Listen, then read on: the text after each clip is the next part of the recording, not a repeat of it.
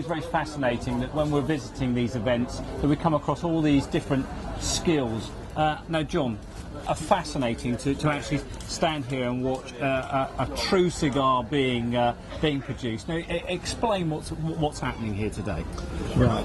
What we're going to see is, first of all, a Cuban cigar being rolled by Joel here, who is a torcedor, which is a Cuban cigar roller. He is from the Partagas factory in Havana, where he is been involved for about 16 years. Yes. And so he's now in fact in charge of the rollers in the factory. So we are able to use his services here at shows like this in the open air, where we can actually show people the level of skill and knowledge that's required to create what is one of the finest cigars in the world. Fascinating. Now, what you'll see in front of him are 3 piles of leaves. Yes. Now, these leaves are all from the same plant, but they vary in their flavour intensity. Oh, right. So from the top of the plant, you have a leaf which is diagnosed as ligero. Now, ligero is very, very powerful. So if he's to use just that, you've got a cigar that would blow your socks off. Oh, right. So very, very powerful. Indeed. From the bottom of the plant, you have a velado leaf. Now, this is lighter and drier, and this is going to help with the combustion of the cigar. And from the central section, you have the seco leaf, which brings aroma to the cigar, and is also a nice balance between the very powerful and the lighter, drier.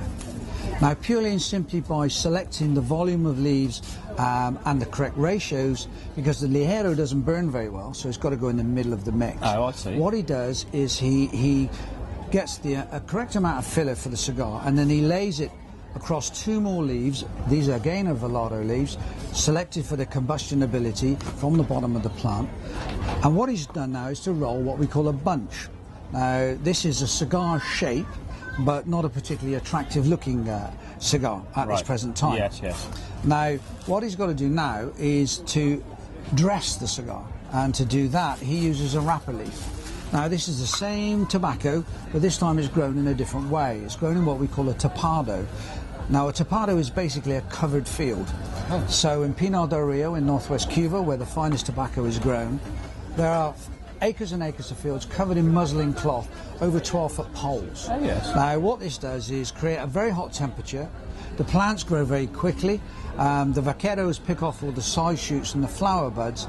But more importantly, there's no direct sunlight. So when this leaf is actually harvested, you have something that resembles silk, because this is going to be what you're going to see. Yes. So it's a combination of the taste and the appearance that gives us the cigar. Joel himself only works basically with one tool. That's this blade here, which is called a chaveta, and it's used to cut and to trim the cigar, and on its edge to roll and stretch. Now, because he's applied the wrapper leaf, winding it up the body of the cigar, you've obviously got to stop it unravelling. Oh, yes. So to do this, we cut a small piece out of the remaining wrapper, and as you can see, he peels back the wrapper leaf and he winds it around the top of the cigar. Oh, yes. So effectively, a bit like putting a scarf around your neck. Yes. What he's doing is sealing the end of the cigar. Now, in the pot in front of him, he's got a vegetable gum. Yes. It's just a natural sticky gum. There's no taste or flavour. So, in fact, in a Havana cigar, what you'll get is purely and simply 100% Cuban tobacco. Oh, right. And no additives and nothing else. Yes. The guillotine in front is only used to cut to length. The block is just to rest on. And the ability is in the torcedor. They say with great torcedors, the magic is in the fingers. And it's his dexterity. It is amazing. I've just been watching his fingers, the way he rolls it. Well, every time he's in contact with the cigar, what he's doing is actually getting back the signals to say, everything is fine, everything is level, I will continue. If it is not, he will stop, unravel it, change it, alter it, and then go forward again. Amazing. And this is the level of attention to detail you get with a handmade Havana cigar. Wonderful. On an average day, I suppose he's going to make about 120 cigars a day. Oh, really? And whilst he's working, the rollers are read to by the lectora, who sits on a raised platform in the factory and reads to the rollers the daily newspaper, the magazines, novels. It still goes on today. And in fact, some of the novels, like Count of Monte Cristo, Romeo and Julieta, were so popular that they lent their names to the brands. So now we have the different brands. But the skill is in his knowledge of the blends. And you'll notice as well how he folds the tobacco in his hand when he's making the cigar. Now what this does is create a channel so that the smoke can pass through easily. So never be tempted to pierce the end of a good cigar with a stick, because you can block the channels up and then it burns hot. Oh, really? So just a straight cut.